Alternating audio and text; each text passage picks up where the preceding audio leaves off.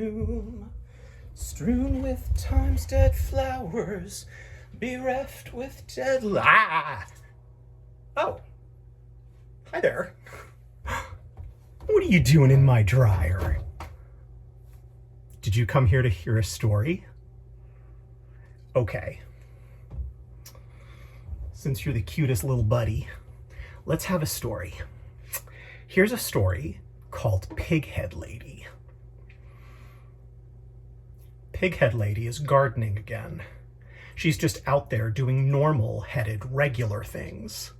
Taking her bins to the curb, bringing them back in. I check the windows to make sure she's not there when I leave the house. She waves if she catches me, and I wave back because I don't want her to know I find her disturbing. She talked to me once, shortly after she moved in.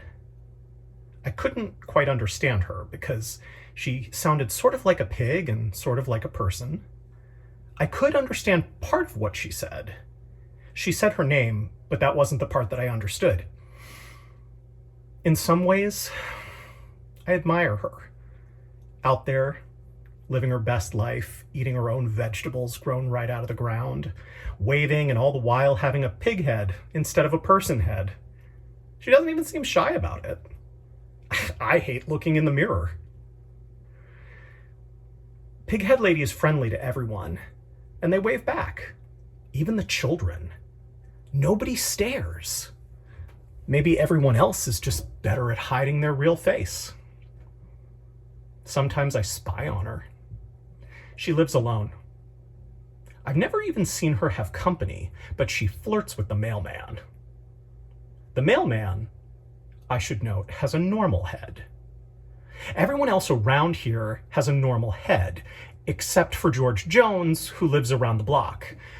He has a cube of light for a head, and that's comforting. Maybe he's an android. Maybe he's Metatron, or one of those other geometry angels. When he does talk, which is not often, he makes a humming sound and little birds land on him.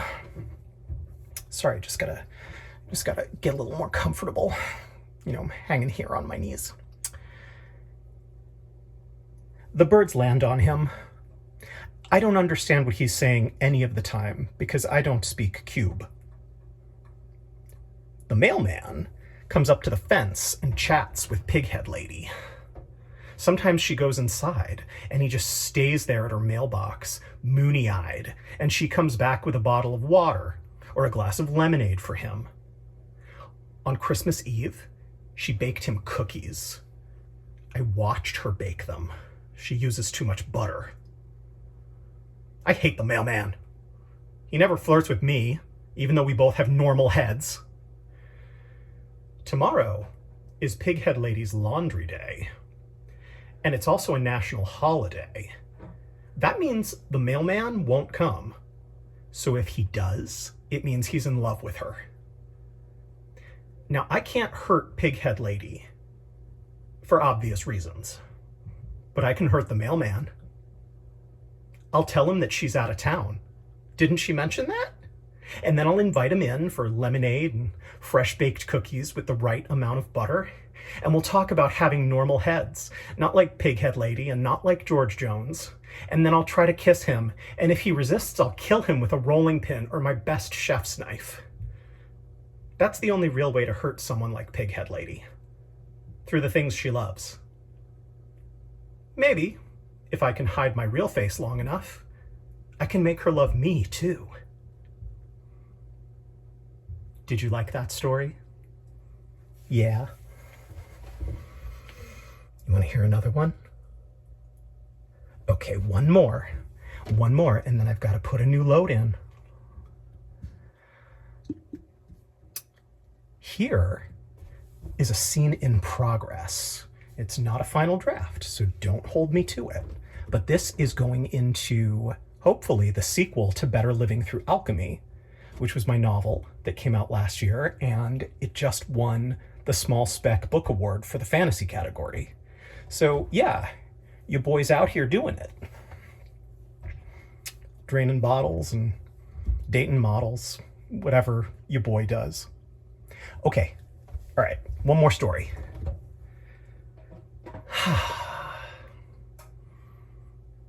Hello, stranger. The man behind the counter greeted Critter and Kelly. No one else lurked in the shop. In fact, the shop opened by appointment only. They were expected. Ah, Walt, it hasn't been that long, Critter said. Kelly blushed, not sure why she felt embarrassed on her cousin's behalf. In her experience, the hello stranger line usually came from people with whom she'd quite intentionally lost touch. It's been over a year, Christopher. I wasn't sure you were still collecting. The proprietor, one Walter Paisley, pushed a stack of tattered books toward his two visitors. Critter looked genuinely remorseful. I've been using the hex web, mostly. Saving money, gotta pay back my grad school loans. Kelly watched the two men play their game. Walter said, "If it's money you need, you could come back and work for me.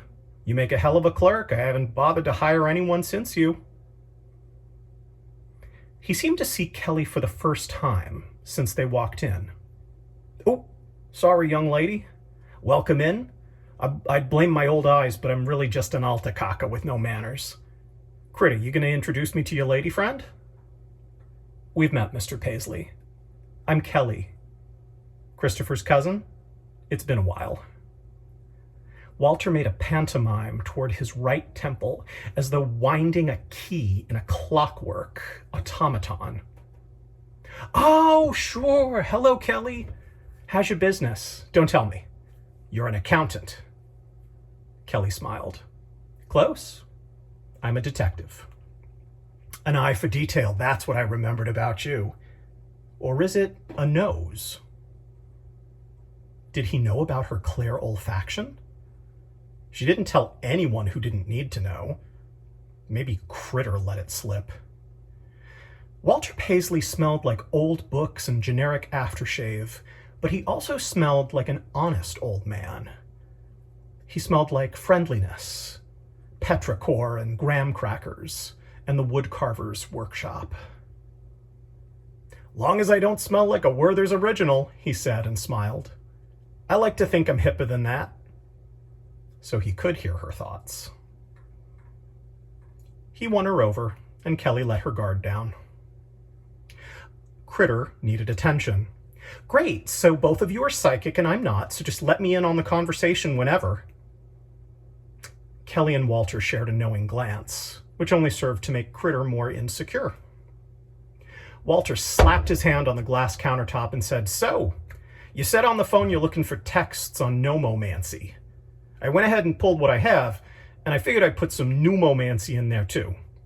Speaking, breathing, naming, it all kind of runs together for me." He led them to a little reading nook in the back of the shop. It was cozy, with only a seat for one person at a time. On the stack of books sat a flat-faced black cat. "Princess Hecate," Critter said, and picked the animal up. It made a sound of protest, but didn't hiss or struggle. "Wubba, wubba, wubba, wubba, woo, woo, woo," Critter chanted, wiggling the cat around in his arms. Finally, the beast wriggled out, but it didn't attack. It just nuzzled his ankles. "I hoped I'd see him today," Critter said. "I was afraid he'd have gotten too old and passed away." "That fucking cat is never gonna die," Walter said, bending and swiping him up. "He's gonna outlive me, and I'm gonna have to open a gate for him in the afterworld. Isn't that right, Hecate Broma?" He started bouncing the cat roughly in his arms, singing, "Princess Hecate, Princess Hecate." The animal put up with it, like a long-suffering spouse.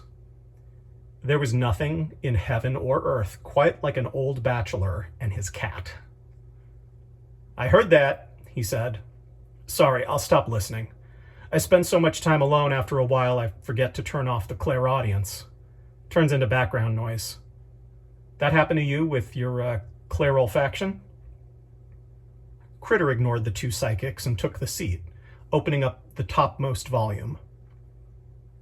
"I never could turn it off." Kelly told him. The only time it ever really stopped was when I was on OxyContin, or worse. Paisley stopped bouncing the cat. He looked far away and wistful. Yeah, that happens to people like us. I used to drink it away. You sober these days? Yep. Hope I never lose my abilities again. I thought my only options in life were misery or numbness. Turns out a person can be happy if they put some work into it. By this time, Critter was poring over the texts, several books open at once. He seemed to have gotten what he came for. Well, he's not coming up for rare anytime soon, Walter said. Anything I can show you in the stacks? Something you can't get on the hex web? Kelly shrugged. Sure. That's why we're here. I've been interested in researching my ancestry. What kind of witches did I come from? You know. Walter grinned. Hecate says he wants to help you with that. He placed the cat on the floor and followed them. It followed them to a nearby shelf. Ancestry is such a tricky thing. Lots of secrets. Lies, too. Do we trust the distaff or do we trust the matrilineal? I have a few family grimoires, mostly European. I don't have to tell you, lots of this stuff gets destroyed through neglect and diaspora, as well as, good old-fashioned genocide. Didn't she know it? Maybe her dad had burned all the family knowledge and history when he left Korea. Or maybe he just left it to molder and crumble. Either way, he'd prevented her from finding any ties back to their ancestry. Through him, at least. I don't think I get my magic through my mother's side, Walt. I'm looking for Korean histories. Anything from there? Or anywhere close? The bookseller grunted. Korean, huh? I got plenty of Taoist stuff. Not a lot of specifically Korean folk magic, but let's look. Hecate climbed his leg and leapt to his shoulder, and then pawed at a slim tract. It caught on his claw, and he pulled it partly from the row of texts. Kelly pinched it gently and withdrew it. Korean Alchemy and Shamanism, A Brief History, she read aloud. That's a smart cat you've got there. Hecate's flat face seemed to smile. He's a good one, all right, Paisley said, and kissed the beast's neck with a It helps that he likes you so much. Most humans can go fuck themselves as far as he's concerned. I can make you a little place to read if you want. Christopher's probably going to be at it for hours back there. That's all I have so far. Did you like it? Yeah? Did it make your blood run? Okay. Well, I'm going to have to say goodnight.